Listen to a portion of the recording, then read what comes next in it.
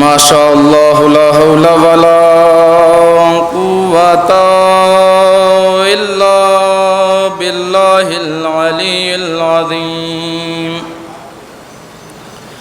أعوذ بالله السميع العليم من الشيطان الرجيم. بسم الله الرحمن الرحيم. الحمد لله رب العالمين والصلاة والسلام على أشرف الأنبياء والمرسلين وخاتم النبيين مولانا ومولى الثقلين جد الحسن والحسين أبي القاسم محمد.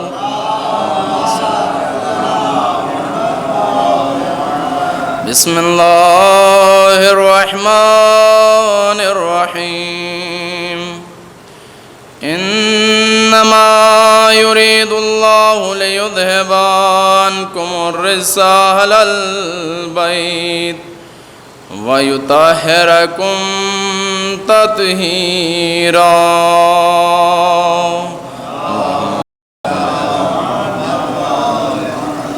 ولعنة الله على أعدائهم أجمعين إلى قيام يوم الدين. أما بعد فقد قال الله تبارك وتعالى في كتابه الكريم وهو أصدق الصادقين وقوله الحق. بسم الله الرحمن الرحيم. خذ العفو وأمر بالعرف وأعرض عن الجاهلين. صلوات بھیجے بلند آواز سے.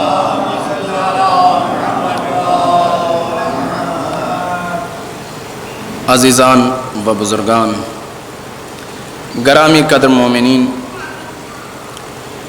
میں نے جس آیہ کریمہ کو آپ کے سامنے تلاوت کرنے کا شرف حاصل کیا وہ قرآن مجید کے سورہ اعراف کے 199 آیت میں خداوند عالم ارشاد فرما رہا ہے کہ عفو کو حاصل کرو اور نیکی کا حکم دو، جاہلوں سے روگردانی کر لو، گریز کرو. عزیزوں، میں اپنی گفتگو کو آگے بڑھاؤں اس سے پہلے آپ تمامی حضرات سے گزارش ہے کہ 1 مرتبہ سورہ الحمد اور 3 مرتبہ سورہ توحید کی تلاوت فرما کر مرحوم مغفور غلام حیدر ابن ناظم عباس کی روح کو پڑھ کر بخش دیں. بسم اللہ الرحمن الرحیم.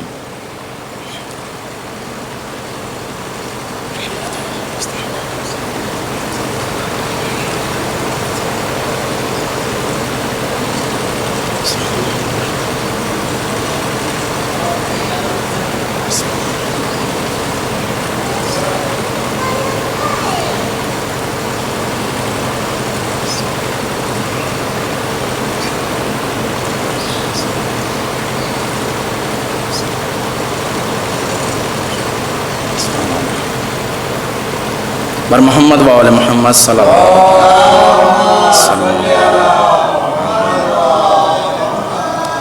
گرامی قدر مومنین، پروردگار عالم ارشاد فرما رہا ہے خذ العفو. خذ یعنی حاصل کر لو، اخذ کر لو، لے لو. عفو بخشش کو، یعنی بخشنا ہم سیکھ لیں. اور اس کے بعد پروردگار عالم آگے ارشاد فرما رہا ہے وَأَمُرْ بِالْعُرْفِ، نیکی کا حکم دیں. وامر یہ امر کا صیغہ ہے کہ حکم دیں نیکی کا، وارض عن الجاہلین، اور جاہلوں سے گریز کریں، پرہیز کریں، رو گردانی کریں۔ جب وہ اپنی جہالت پہ اڑ جائیں تو عزیزو وہاں پہ سکوت بہتر ہے۔ یہ تو پروردگار عالم قرآن مجید میں ارشاد فرما رہا ہے، اور اس کے ولی معصوم کی 10ویں کڑی، امامت کی 8ویں کڑی، جس کا لقب رعوف ہے، جس کو مہربان امام کہتے ہیں، امام ضامن آہو کہتے ہیں، امام علی ابن موسی الرضا تحیت و ثنا ارشاد فرماتے ہیں، اللہم صلی علی محمد۔ اگر کوئی شخص مومن بننا چاہتا ہے، اگر کوئی شخص مومن بننا چاہتا ہے تو اس کے مومن بننے میں امضا نہیں ہو سکتی، اس کے مومن بننے میں مہر نہیں لگ سکتی، مگر یہ کہ 3 خصلتیں پائی جاتی ہوں، 3 عادتیں پائی جاتی ہوں۔ تو عزیزوں، ان 3 خصلتوں میں پہلی خصلت ہمیں اللہ سے حاصل کرنا چاہیے، ہمیں خداوند عالم سے حاصل کرنا چاہیے۔ وہ پہلی صفت کیا ہے؟ کتمان السر، کہ راز کو پوشیدہ رکھیں، راز کو ہم چھپائیں، فاش نہ کریں، افشا نہ کریں۔ کیوں؟ اس لیے کہ پروردگار عالم اہل عالم کے تمام رازوں کو جانتا ہے۔ وہ یہ جانتا ہے کہ کون تنہائی میں کیا کر رہا ہے، کون خلوت میں کیا کر رہا ہے، کون جلوت میں کیا کر رہا ہے، کون معاشرے میں لوگوں کے درمیان میں آ کے کیا کر رہا ہے۔ پروردگار تمام چیزوں کا علم رکھتا ہے، ہر ایک چیز کو جانتا ہے، لیکن اس کے بعد لوگوں کو مفتضح نہیں کرتا، لوگوں کے فاش کو ظاہر نہیں کرتا۔ تمام رازوں کو جانتے ہوئے بھی وہ رازدار ہے، افشا نہیں کر رہا ہے۔ وہ علام الغیوب ہے، اس کو غیب کا علم ہے، وہ ستار العیوب ہے، لوگوں کے گناہوں کو پوشیدہ رکھتا ہے، چھپاتا ہے۔ تو عزیزوں، پروردگار عالم ہمیں بھی حکم دیتا ہے کہ ہم ستر کو اختیار کریں، ہم لوگوں کے عیب کو چھپائیں، معاشرے میں اسے بیان نہ کریں۔ کس لیے؟ اس لیے کہ ہم معاشرے میں زندگی بسر کر رہے ہیں، ہم ایک دوسرے کے ساتھ میں زندگی گزار رہے ہیں، تو لہٰذا ہمیں ایک دوسرے کے راز بھی معلوم ہوں گے، ایک دوسرے کی باتیں بھی معلوم ہوں گی۔ تو ہمارا فریضہ کیا ہے؟ ہمیں کیا کرنا چاہیے؟ عزیزو، ہمارا فریضہ یہ ہے کہ جس طریقے سے پروردگار لوگوں کے راز کو فاش نہیں کرتا، ہم بھی لوگوں کے راز کو فاش نہ کریں، اس لیے کہ جیسے ہم اپنے لیے یہ چاہتے ہیں کہ ہمارا راز کوئی نہ جانے، ہم اپنے راز کو جیسے چاہتے ہیں کہ فاش نہ ہو، اسی طریقے سے ہمیں ایک اپنے مومن بھائی کے راز کو چھپانا چاہیے، اسے فاش نہیں کرنا چاہیے۔ عزیزوں، یہ پہلی خصلت ہے جو ہمیں پروردگار سے درک کرنی چاہیے، حاصل کرنی چاہیے۔ اور عزیزوں، اب آئیے آگے بڑھتے ہیں۔ دوسری خصلت کیا ہے؟ دوسری خصلت خدا کے رسول محبوب کردگار ختمی مرتبت حضرت محمد مصطفیٰ صلی اللہ علیہ وآلہ وسلم سے لینی چاہیے۔ دوسری خصلت کیا ہے؟ دوسری عادت کیا ہے؟ پہلی خصلت ہے کتمان السر. اب دوسری خصلت جو ہم رسول اللہ سے لے رہے ہیں مدارات الناس. ایک دوسرے سے مدارا کریں، ایک دوسرے کو تحمل کریں، ایک دوسرے سے آئی گئی کریں. اس لیے کہ مدارات الناس، جب ہم ایک دوسرے کو تحمل کریں گے اس کا مطلب کیا ہوا عزیزوں؟ ہم معاشرے میں لوگوں کے درمیان میں رہتے ہیں تو وہاں پہ ایک دوسرے کی باتوں کو ہم برداشت کریں، تحمل کریں، آئی گئی کریں.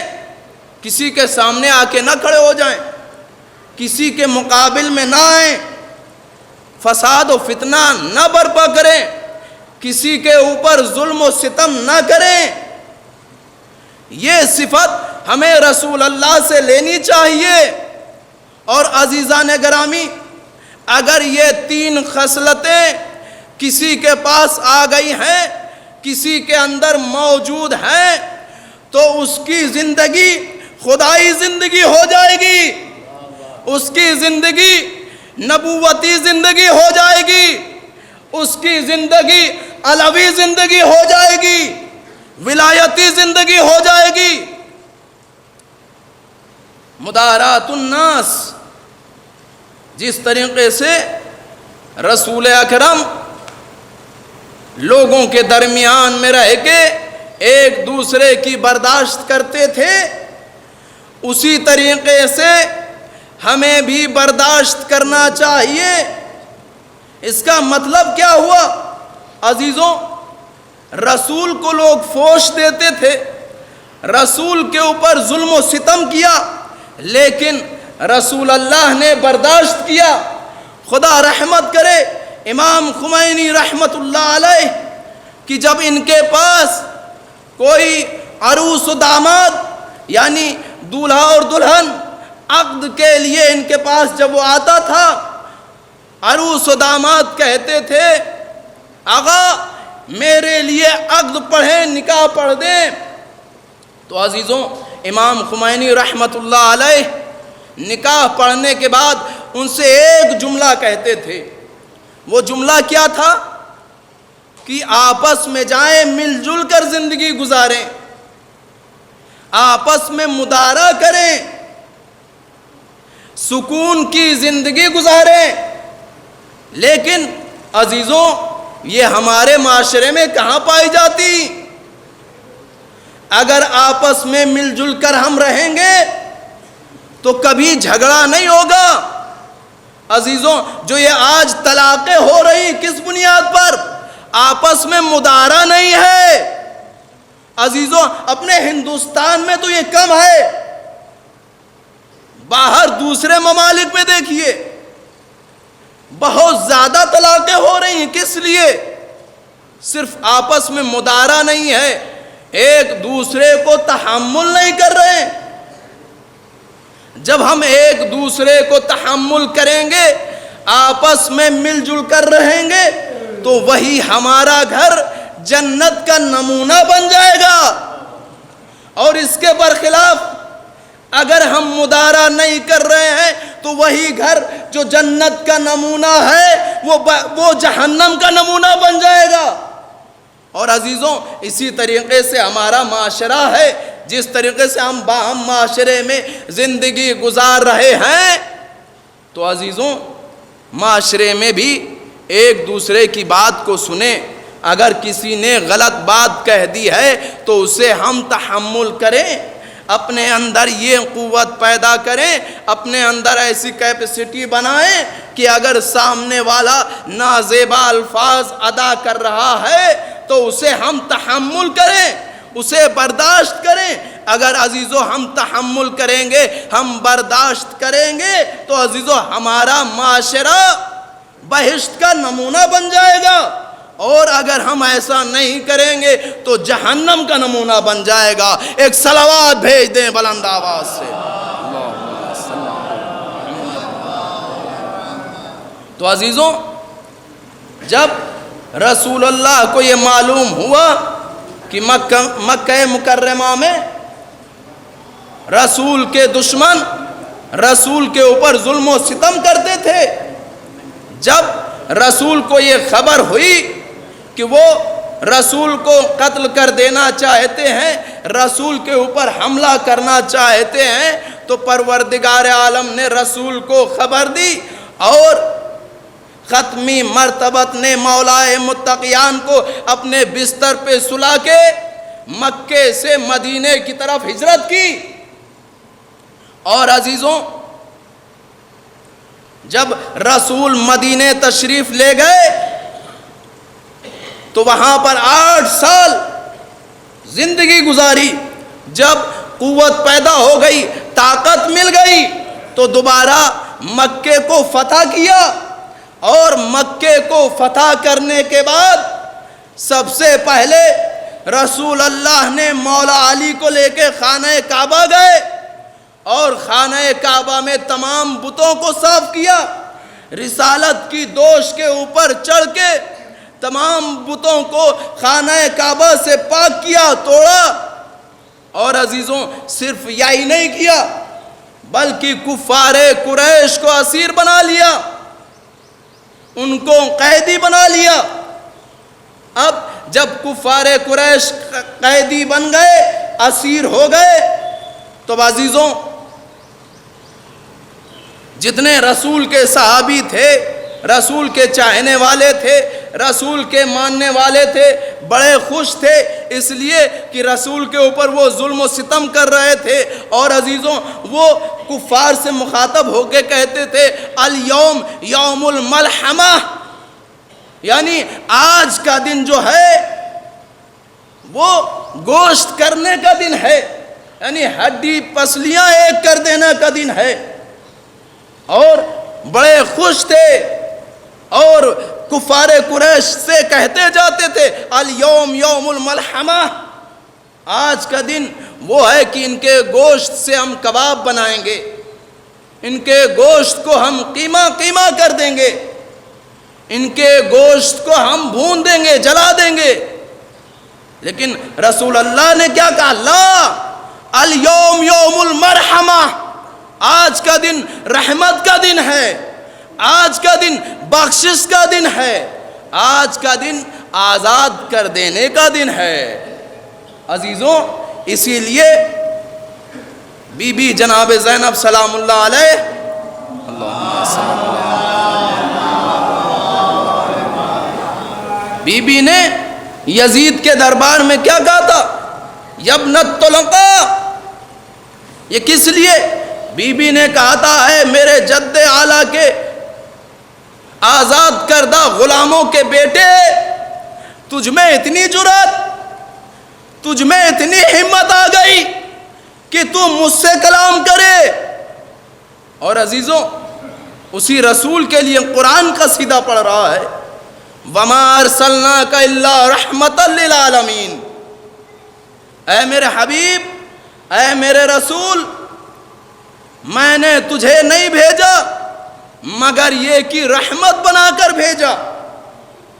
اور عزیزوں، قرآن مجید میں دوسری جگہ پہ پروردگار عالم کیا ارشاد فرما رہا ہے؟ خذ العفو، عفو کو اختیار کرو، وامر بالعرف، اور نیکی کا حکم دو، وارض عن الجاہلین، اور جب جاہلین اپنی جہالت پہ اڑ جائیں تو تم جہالت نہ کرو بلکہ ان سے روگردانی کر لو۔ اور عزیزوں، رسالت مآب نے اپنے لیے کیا کہا؟ ان اللہ لم یبعثنی معنتا ومتعنتا، رسول اکرم ارشاد فرماتے ہیں کہ پروردگار عالم نے مجھے مبعوث نہیں کیا، مجھے نہیں بھیجا مگر اسی لیے نہیں کہ میں اشکال گیر کروں، اشکال گیر بنوں، اشکال تراش بنوں۔ اس کا مطلب کیا ہوا؟ عزیزوں، رسول نے ہمیں بتایا کہ معاشرے میں رہ رہے ہیں تو کسی کے عیب کو تلاش نہ کریں، ہم جستجو نہ کریں۔ اور اس کے بعد میں کیا کہا؟ اشکال تراش، یعنی اگر کسی کے اندر کوئی عیب نہیں پایا جاتا، کسی کے اندر کوئی کمی نہیں پائی جاتی، تو زبردستی ہمیں نہیں چاہیے کہ ہم عیب کو تلاش کریں اور اس کے عیب کو لوگوں کے سامنے عیاں کریں۔ ہمیں یہ رسالت مآب بتا رہے ہیں۔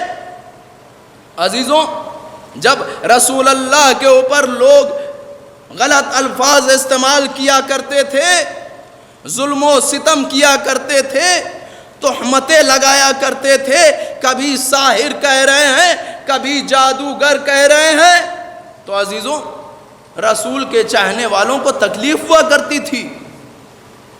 وہ کہتے تھے یا رسول اللہ یہ آپ کے کس کام آئیں گے؟ یا آپ کے اوپر ظلم و ستم کر رہے ہیں؟ یا رسول اللہ آپ نفرین کریں۔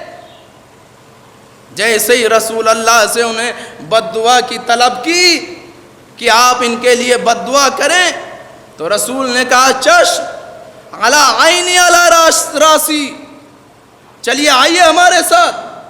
دیکھیے اب عزیزوں، جیسے رسول اللہ نے یہ کہا تو اب سب خوش ہو گئے، اب رسول کے ساتھ پیچھے پیچھے چلنے لگے۔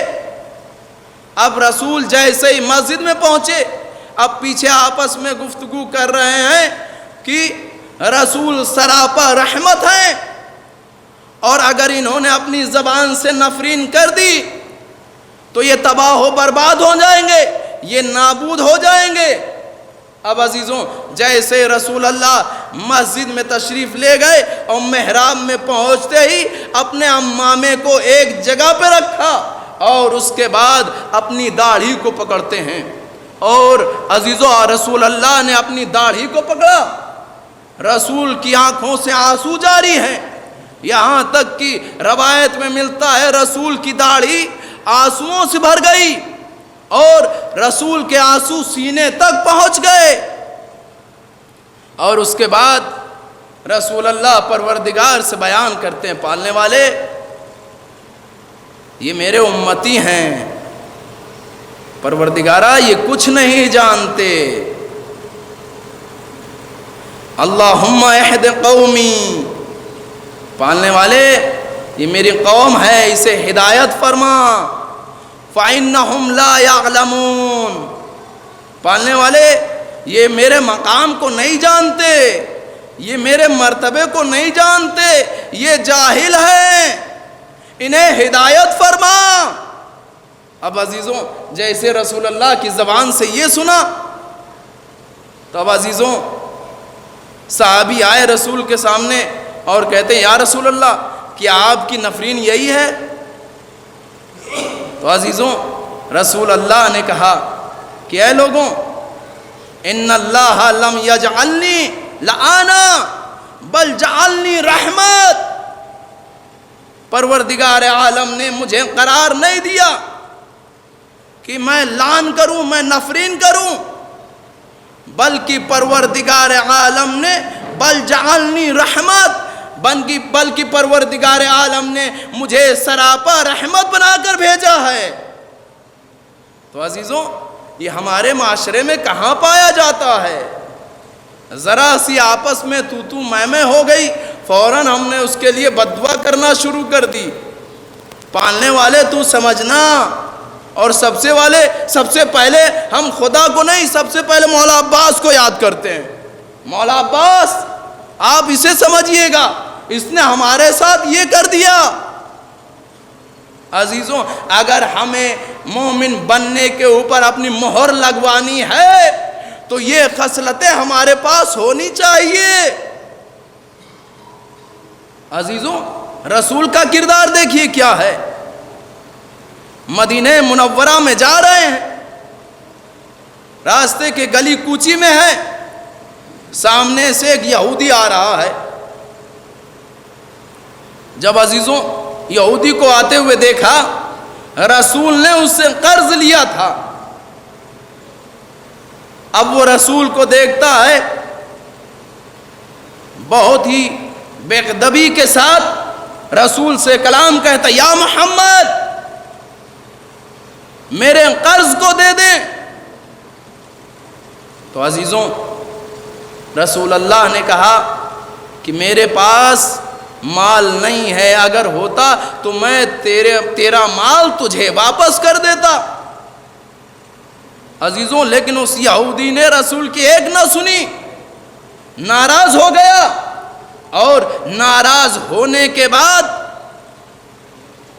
اس نے دوڑ کے رسول کے اوپر حملہ کر دیا، رسول کی گریبان کو پکڑ لیا۔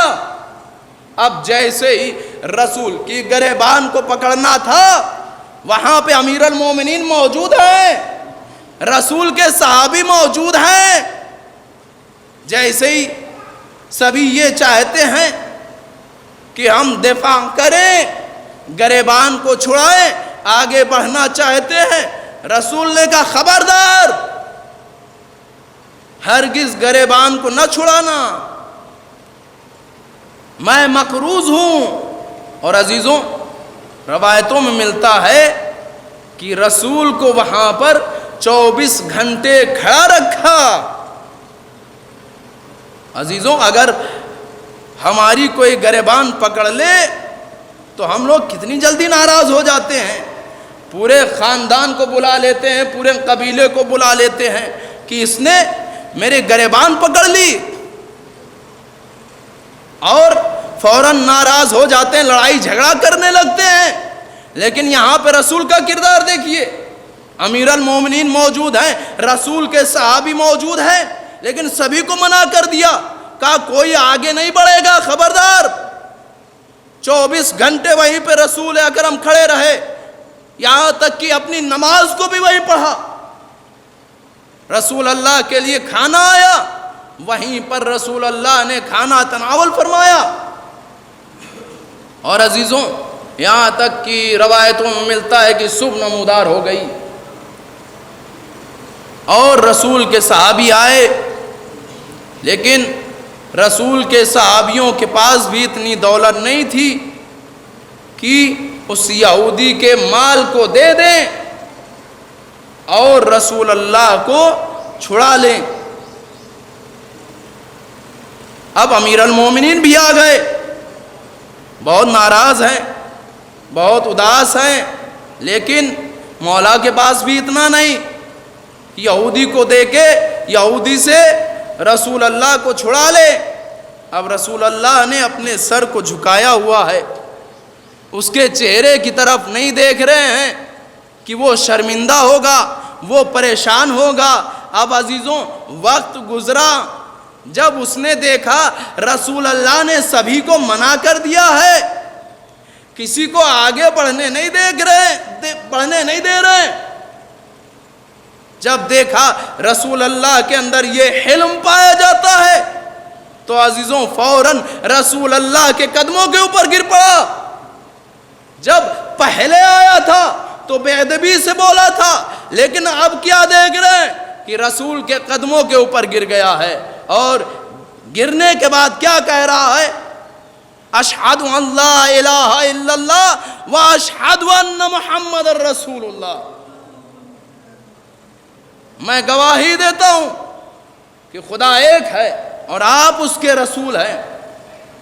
صرف یہی نہیں کہا، بلکہ اس نے کہا یا رسول اللہ، جو میں نے آپ کو قرض دیا تھا وہ اب آپ کو دینے کی ضرورت نہیں ہے، بلکہ جتنا مال ہمارے پاس ہے وہ سب آپ کو اختیار ہے، جہاں چاہیں وہاں خرچ کریں۔ اب عزیزوں، رسول اللہ صحابی کی طرف مخاطب ہوتے ہیں، اور مخاطب ہونے کے بعد کہتے ہیں اپنے صحابیوں سے کہ اے لوگوں، دیکھا اگر تم مجادلہ کرتے، اگر تم لڑائی جھگڑا کرتے تو کیا یہ ہوتا؟ نہ جانے ہم نے اسلام کی کس کس جگہوں پہ اس کے مال کو خرچ کیا۔ تو عزیزوں، یہ صفتیں کیا ہمارے معاشرے میں پائی جاتی ہیں؟ کیا ہم آپس میں ایک دوسرے کو تحمل کرتے ہیں؟ کسی نے ناسزا الفاظ کہہ دیے، ہم اس کو برداشت کرتے ہیں؟ اور عزیزوں، صرف یہی نہیں، بلکہ وہ یہودی اطراف مدینہ گیا اور جانے کے بعد اپنے رشتہ داروں کو، اپنے خانوادے کو بلا کے لایا اور رسول کی تمام باتوں کو بتایا، سبھی اسلام لے آئے۔ اور عزیزو، اگر یہی چیز رسول سے ہم اگر اس سنت کو لے لیں، اس کو حاصل کر لیں، تو عزیزو ہم لوگوں کے لیے آئیڈیل بن جائیں گے، لوگوں کے لیے نمونہ بن جائیں گے۔ لیکن کیا یہ سنت ہمارے درمیان میں پائی جاتی ہے؟ کیا ایسا سلوک ہمارے درمیان میں پایا جاتا ہے؟ کیا ہم لوگ ایک دوسرے کو برداشت کرتے ہیں؟ عزیزوں، اخلاق کا درس ہو رہا تھا، ہمارے استاد گرامی اخلاق کا درس دے رہے تھے، انہوں نے بھی رسول سے سنت لی۔ وہ بیان کرتے ہیں کہ میں قم سے تہران جا رہا تھا اور راستے میں ٹریفک پھنسا، ٹریفک کی وجہ سے میں اپنی گاڑی کو آگے نہیں بڑھا پا رہا تھا، اور پیچھے والے نے مجھے گدھا کہہ کے بلایا، کہا اے خر، اور وہ کہتے ہیں کہ میں اپنے امامے کو سیٹ پہ رکھا ہوا تھا کیونکہ گاڑی چلا رہا تھا، مجھے پہچان نہیں پایا، لیکن جب ٹریفک ختم ہوا اور میں اپنی منزل پر پہنچا، اتفاقاً وہ بھی وہاں پہنچ گیا، اس کو بھی وہاں پر کام تھا۔ میں اپنی گاڑی سے اترا، اپنے امامے کو پہننے کے بعد میں اس کے گاڑی کے قریب گیا اور جانے کے بعد اس سے سلام دعا کی، اور سلام دعا کرنے کے بعد ہم نے اس سے کہا کہ بھائی مجھے پہچانا؟ تو اس نے کہا نہیں، ہم نے آپ کو نہیں پہچانا، آپ کون ہیں؟ تو کہا میں وہی گدھا ہوں کہ جس کو وہاں پہ تم نے خر کہہ کے بلایا تھا، میں وہی گدھا ہوں۔ اب عزیزوں، جیسے ہی ہمارے استاد یہ بیان کرتے ہیں تو اب وہ شرمندگی سے اپنے سر کو جھکا لیتا ہے اور بڑے افسوس کے ساتھ ان سے معافی مانگتا ہے، اور وہ خود بتاتے ہیں کہ اس نے مجھے بہت ہی رقم دی، بہت پیسہ دیا، جس کو میں نے اسلام کی خاطر بہت سی جگہوں پہ خرچ کیا۔ اگر عزیزوں وہ اخلاق، وہ کردار، وہ تحمل ہمارے درمیان میں آ جائے تو عزیزوں ہم بھی لوگوں کے لیے آئیڈیل بن جائیں گے، لوگوں کے لیے نمونہ بن جائیں گے۔ لوگ کہتے اسلام تلوار کے بوتے پہ پھیلا، نہیں، اخلاق محمدی سے اسلام پھیلا ہے، رسول نے تحمل کیا ہے تب اسلام پھیلا ہے، رسول نے برداشت کیا ہے تب اسلام پھیلا ہے۔ یہ چیزیں اگر ہمارے معاشرے میں آ جائیں، ہمارے درمیان میں آ جائیں تو عزیزوں ہماری زندگی کامیابی کی طرف بڑھے گی، ہم کامیاب اور کامران نظر آئیں گے۔ ہمارا فریضہ ہے کہ ہم امر بالمعروف و نہی عن المنکر کریں۔ عزیزوں ہم ایک دوسرے کو تحمل کریں، ہمارے اندر مدارا ہونا چاہیے۔ یہ بہت بڑا کام ہے، بہت ہی بڑا ثواب ہے۔ اگر کسی ایک شخص کو اس کی جہالت سے ہم باہر لے آئیں گے تو ہمیں بہت ثواب ملے گا۔ اب عزیزوں اگر ہم لوگ کسی ایک شخص کو بھی اگر اس کی جہالت سے باہر نہیں لاتے تو ہمارا کیا یہ فریضہ بنتا ہے کہ ہم بھی اسی کے ساتھ جہالت کریں؟ کم سے کم ہم اس سے تو جہالت نہ کریں، وہاں پر سکوت اختیار کر لیں۔ رسول کا یہ کردار ہے، رسول کا یہ اخلاق ہے کہ جب ہم آپس میں گفتگو کر رہے ہوں، آپس میں مباحثہ کر رہے ہوں، علمی باتیں کر رہے ہوں اور سامنے والا اپنی جہالت کے اوپر اڑ جائے اور اپنی جہالت شروع کر دے تو عزیزوں وہاں پر ہمارا فریضہ بنتا ہے کہ ہم سکوت اختیار کریں، اس لیے کہ وہ بحث اب نتیجے تک نہیں پہنچے گی، کیونکہ وہ مغالطہ کرنے لگا ہے، اپنی جہالت کے اوپر اڑ گیا ہے، اس میں کوئی نتیجہ نہیں نکلے گا۔ عزیزو ہمارا فریضہ بنتا ہے کہ ہم علوی بن کے دکھائیں، ہم حسینی بن کے دکھائیں۔ جب وہاں پہ ہم خاموش ہو جائیں گے تو سامنے والا ہمارے اخلاق سے متاثر ہوگا. ہاں وہ دیکھ کے کہے گا ہاں یہ علوی جا رہا ہے, یہ حسینی جا رہا ہے, ایک صلوات بھیج دیں بلند آواز سے.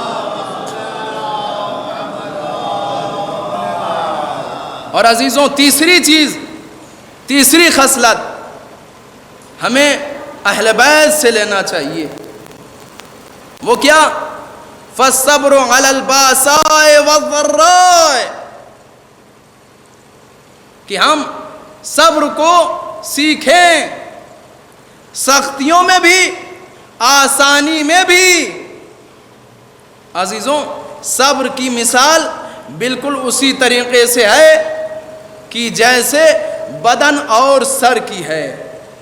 اگر ہمارے سر پہ کوئی ضربت لگائے اور خون بہہ جائے تو عزیزوں یہ بدن کسی لائق نہیں رہتا, اب یہ جینے کے قابل نہیں رہتا, اب اس قابل ہو جاتا ہے کہ اسے زیر خاک کر دیا جائے. اگر بدن میں گردن نہ ہو تو اب اس بدن کو جینے کا حق نہیں ہے, دنیا میں رہنے کا حق نہیں ہے, بلکہ زمین کے اندر جانے کا حق ہے. عزیزوں بالکل صبر کی وہی مثال ہے اسلام کے لیے جس طریقے سے سر بدن کے لیے ہوا کرتا ہے.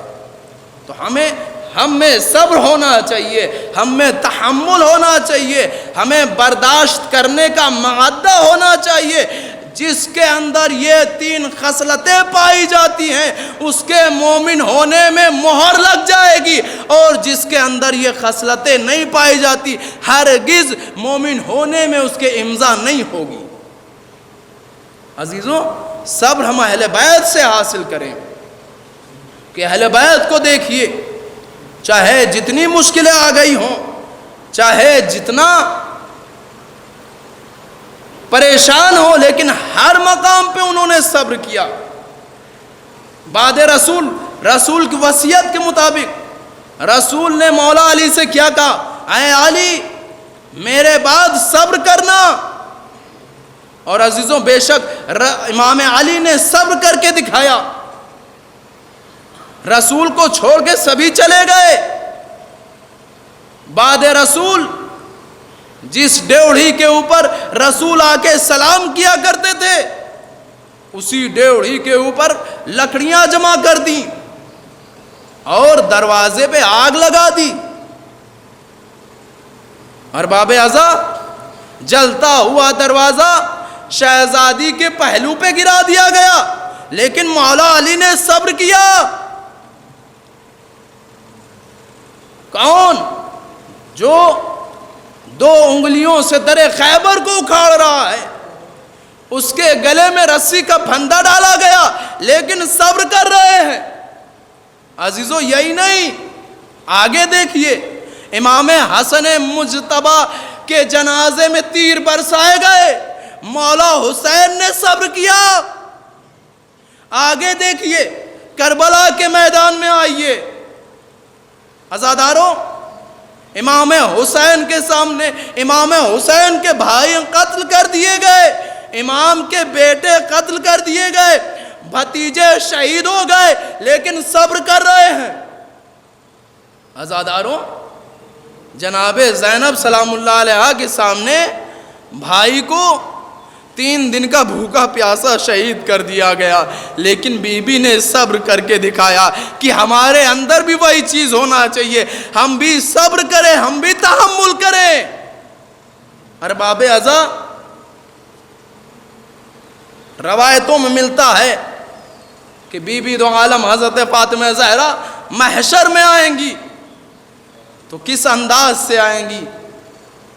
عزاداروں روایت میں ملتا ہے کہ جب بی بی محشر میں آئیں گی تو پروردگار منادی سے ندا دے گا کہ اے اہل محشر والوں, سبھی اپنی گردنوں کو جھکا لو, اس لیے کہ میری کنیز خاص رسول کی بیٹی فاطمہ زہرا آ رہی ہے.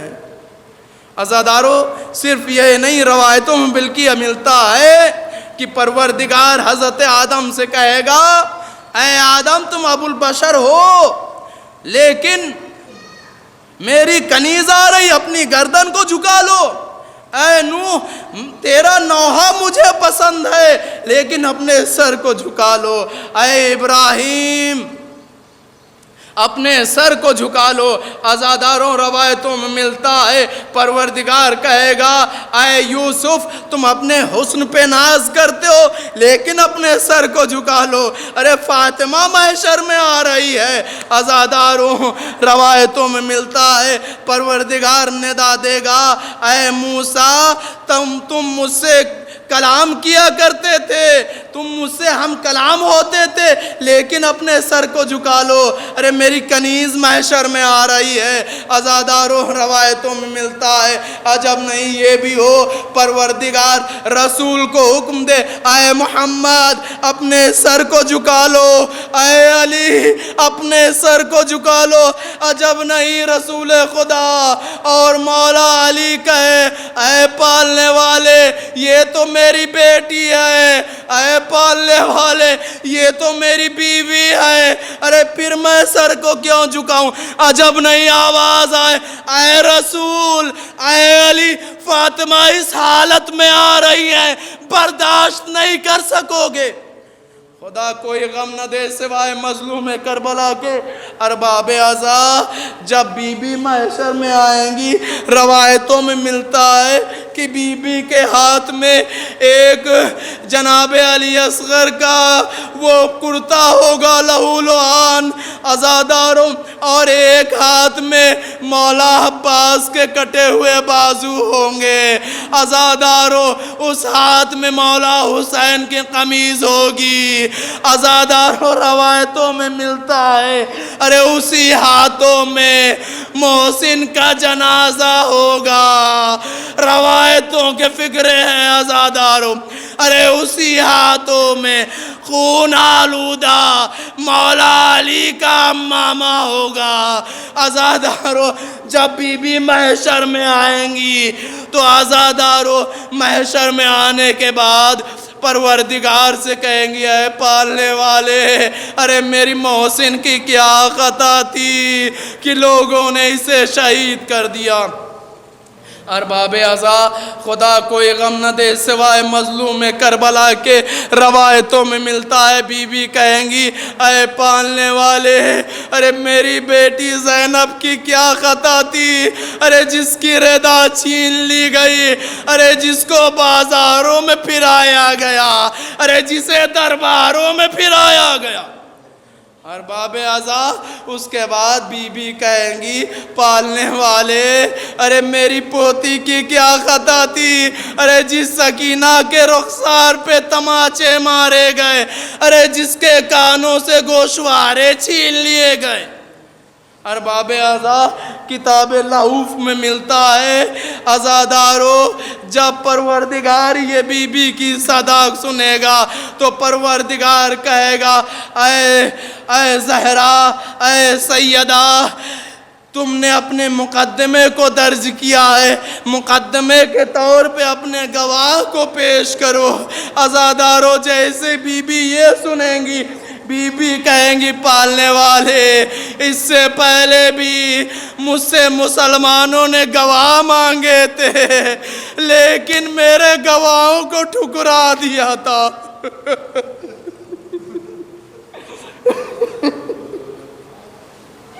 ارباب عزا خدا کوئی غم نہ دے سوائے مظلوم کربلا کے۔ اس کے بعد بی بی کہیں گی اے پالنے والے تو جسے بلانا چاہتا ہے اسے بلا لے۔ ارباب عزا پروردگار ملائکہ کو حکم دے گا کہ اے ملائکہ حسین کو بلایا جائے۔ ارباب عزا جب امام حسین محشر کے روز آئیں گے مولا سے پوچھا جائے گا اے حسین تمہاری ماں نے مقدمہ درج کیا ہے ذرا اپنے واقعے کو بیان کرو، تو روایتوں کے جملے ہیں ارباب عزا روایتوں میں ملتا ہے مولا کہیں گے اے پالنے والے، صرف کربلا کے میدان میں میرا گھر نہیں اجڑا، ارے بلکہ میری بہن کی ردا بھی اجڑی، ارے میری بہن کو جا بجا پھرایا گیا۔ ارباب عزا، اس کے بعد پروردگار جنت کی حوروں کو حکم دے گا کہ زینب کو بلایا جائے۔ عزاداروں، جب جناب زینب آئیں گی، پروردگار کہے گا اے زینب، تمہاری ماں نے مقدمہ درج کیا ہے، ذرا اپنے واقعے کو بیان کرو۔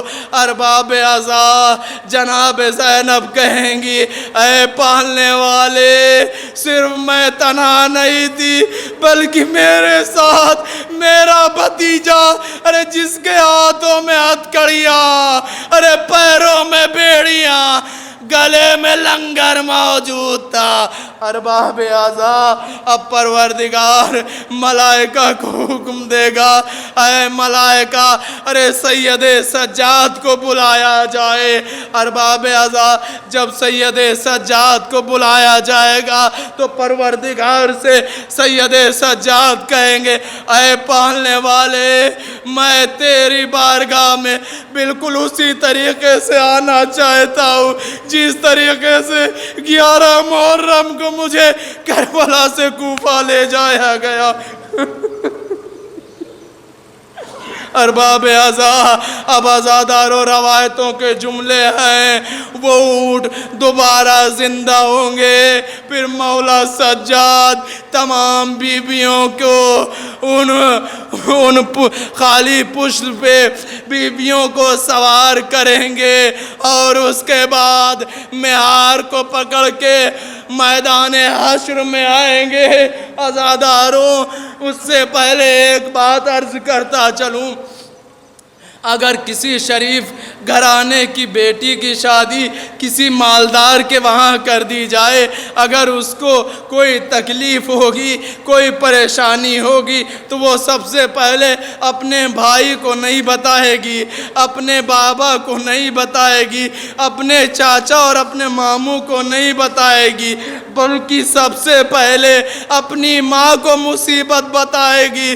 روایتوں کے جملے ہیں عزاداروں، جب امام سید سجاد مہار کو پکڑے ہوئے محشر میں آئیں گے، جیسے ہی جناب زینب کی نگاہ اپنی اماں کے اوپر پڑے گی، روایتوں میں ملتا ہے بالکل اسی طریقے سے جیسے کربلا کے میدان میں مولا عباس گھوڑے سے زمین پر آئے تھے، جناب زینب ننگی پشت سے اپنے آپ کو زمین پہ گرائیں گی اور اپنی ماں کے بغل گیر ہو کے کہیں گی اے اماں، ہمارے سامنے ہمارے بھائی کو شہید کر دیا گیا، اے اماں ہماری ردائیں چھین لی گئیں۔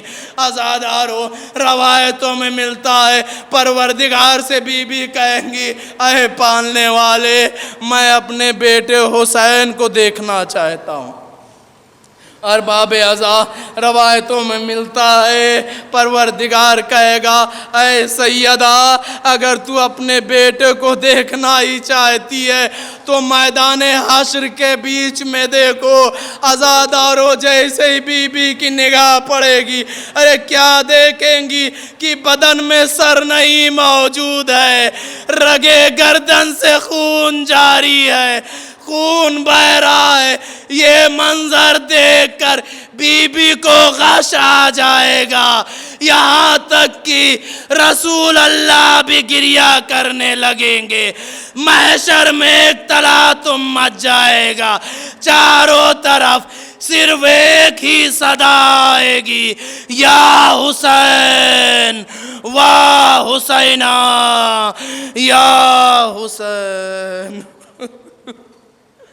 وَسَيَعْلَمُ الَّذِينَ ظَلَمُوا أَيَّ مُنقَلَبٌ يَنقَلِبُونَ۔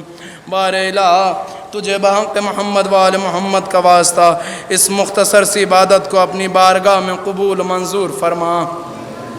بار الہ تجھے بحق محمد وال محمد کا واسطہ جہاں جہاں بھی شیعان حیدر کرار ہیں، محب اہل بیت ہیں، ان کی جان مال عزت آبرو ناموس کی حفاظت فرما۔